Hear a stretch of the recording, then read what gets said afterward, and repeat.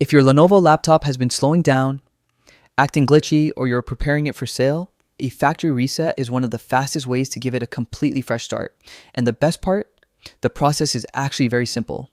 In this guide, I'll walk you through everything step by step so you can safely reset your Lenovo laptop back to its default settings. To begin, open your Start menu and type Settings. Click on the Settings window that appears. Once you're in, look at the left-hand panel, select System, and then scroll down until you find Recovery.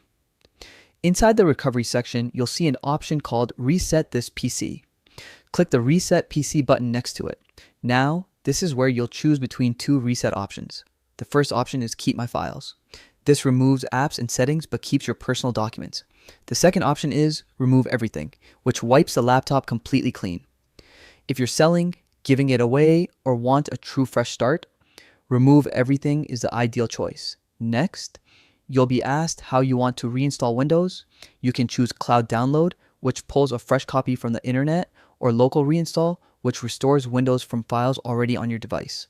Cloud Download is great if you want the newest version, while Local Reinstall works well if your internet is slow or unavailable.